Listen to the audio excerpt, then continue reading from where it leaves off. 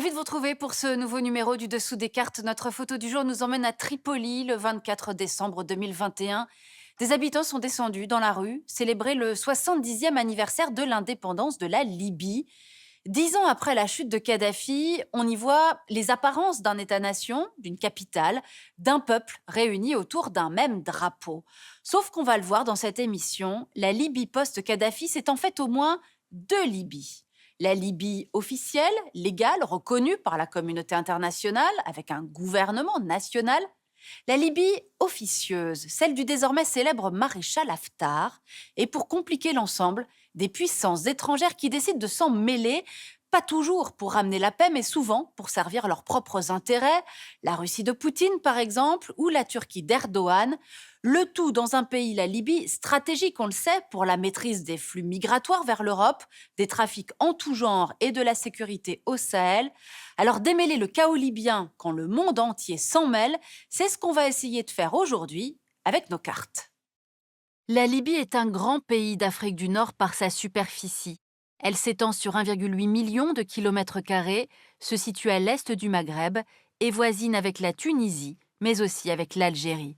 Plus au sud, la Libye est ouverte sur les pays de la bande sahélienne, avec le Niger, le Tchad et le Soudan.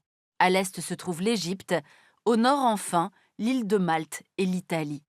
La Libye a une population estimée à près de 7 millions d'habitants, qui se concentrent sur les côtes, l'intérieur du pays étant quasiment désertique.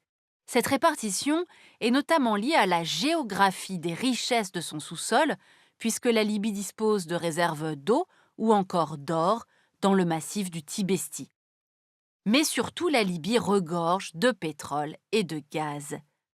Le pays est donc riche, mais les particularités de la société libyenne en font une nation profondément divisée. Les Libyens sont en majorité de confession musulmane sunnite. La plupart est de culture arabe, mais on trouve aussi en Libye des communautés Toubou, Touareg et Amazigh, auxquelles il faut ajouter le facteur tribal extrêmement fort en Libye, comme on le verra plus tard. Mais surtout, la Libye est composée de trois grandes provinces historiques. La Cyrénaïque à l'est, la Tripolitaine à l'ouest et le Fezzan au sud, trois régions que ni le roi Idriss, roi de Libye de 1951 à 1969, ni même Kadhafi, 1969-2011, n'ont réussi à fédérer au sein d'un État libyen uni. Il faut dire que sous Kadhafi, l'État libyen n'a jamais vraiment existé. La Libye ne connaît alors ni État ni démocratie, la société civile est étouffée et les alliances tribales prévalent sur les institutions comme l'armée.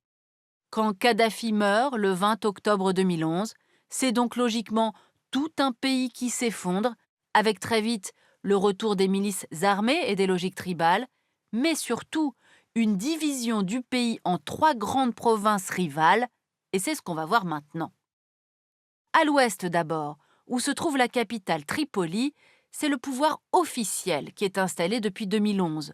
Le gouvernement est l'interlocuteur de la communauté internationale. De 2016 à 2021, Fayez al-Sarraj, fils d'un ancien ministre libyen du roi Idriss, devient ainsi Premier ministre. Mais en 5 ans de pouvoir, et en dépit de sa personnalité jugée consensuelle, Sarraj ne parvient pas à unifier les institutions libyennes. Son successeur, le Premier ministre Abdelhamid Beiba, est quant à lui désigné en février 2021 à l'issue du Forum du dialogue politique libyen censé rassembler désormais toutes les forces libyennes. Mais dans les faits, son autorité reste très vite contestée par les milices, à commencer par celles de Tripoli et de Misrata, mais aussi par une autre autorité concurrente basée dans l'autre grande province libyenne, la Cyrénaïque du maréchal Haftar, à laquelle on va s'intéresser maintenant. Depuis 2014, Haftar est l'homme fort de la Cyrénaïque. Figure militaire, il a participé au coup d'État contre le roi Idriss qui a porté Kadhafi au pouvoir, même si les deux hommes se sont ensuite éloignés. Khalifa Haftar est fait prisonnier en 1987 par les forces tchadiennes dans le cadre du conflit qui oppose le Tchad à la Libye pour le contrôle de la bande contestée d'Aouzou. Exilé ensuite aux États-Unis, dont il acquiert la nationalité en 1990, Haftar revient en Libye avec la révolution de 2011. En 2014, il prend la tête de l'armée nationale libyenne qui fédère des militaires libyens et des miliciens de Cyrénaïque et il lance l'opération Dignité. Son but, débarrasser le pays de ses éléments radicaux et terroristes, puisque Daesh s'est implanté en Libye à la faveur du chaos post-Kadhafi, mais aussi de ceux qui, à Tripoli, sont jugés trop proches des frères musulmans. Commence alors ce qu'on a appelé la deuxième guerre civile libyenne. L'armée du maréchal Haftar va progresser jusqu'à la capitale Tripoli au printemps 2019. Au-delà des affrontements entre la Libye officielle du gouvernement et celle plus officieuse mais bien implantée du maréchal Haftar, on trouve au sud une troisième région tout aussi chaotique, le Fezzan. Cette province méridionale de la Libye, dont le chef-lieu, Sebha, est dans la zone contrôlée par l'armée de Haftar, est en outre divisée entre différentes allégeances, avec la présence des Touaregs des Toubous au sud, les mafias et trafiquants œuvrant dans cette zone carrefour avec le Sahel, sans oublier les tensions entre contingents appuyés par les autorités de Tripoli et ceux soutenus par Haftar en Cyrénaïque. Voilà, schématiquement, fin 2021, on se trouvait donc face à un pays profondément divisé, avec un gouvernement d'entente nationale contrôlant la Tripolitaine, mais sans parvenir à rassembler l'ensemble des Libyens, la Cyrénaïque aux mains des forces du maréchal Haftar, et ces deux pôles qui essayent de dominer le Fezzan, une situation d'autant plus complexe que nombre de puissances étrangères s'en mêlent, et c'est ce qu'on va voir maintenant. Et pour commencer, il faut dire que le chaos libyen est d'abord un échec pour le multilatéralisme. Pourtant, l'ONU n'a pas ménagé ses efforts pour accompagner la Libye dans sa transition. De plus, l'Union africaine, le Maroc, mais aussi l'Italie, la France ou encore l'Allemagne, sans oublier la Russie, ont accueilli divers sommets dans l'intention de rapprocher les points de vue entre protagonistes. Si aucune de ces initiatives n'a abouti, c'est aussi parce que des enjeux géopolitiques ont influencé la manière dont le pays a évolué depuis 2011. En Tripolitaine, province, rappelons-le, qui abrite les institutions de la Libye officielle, on croise d'abord l'Italie, ancienne puissance coloniale qui s'est très vite engagée sur le terrain. La Libye l'intéresse à plus d'un titre, pour les questions de gaz et de pétrole, pour les perspectives économiques de reconstruction, mais surtout l'Italie est consciente de l'importance de la question migratoire. En resserrant les liens avec Tripoli et en composant avec certaines milices, comme elle a pu le faire parfois, l'Italie cherche à protéger son territoire contre les afflux de migrants. La Turquie a aussi des liens importants avec cette Libye officielle. Les élites économiques de l'Ouest libyen ont une tradition d'étroites relations avec Ankara et nombre de figures importantes du courant libyen des frères musulmans se rendent fréquemment en Turquie. Depuis novembre 2019, Ankara et Tripoli ont même signé une convention qui prévoit un appui militaire au moyen d'instructeurs, d'avions de chasse et de drones, mais aussi un grand projet d'infrastructure de communication reliant la Méditerranée au Sahel, un volet qui a d'ailleurs provoqué une crise entre la Turquie et plusieurs membres de l'Union européenne.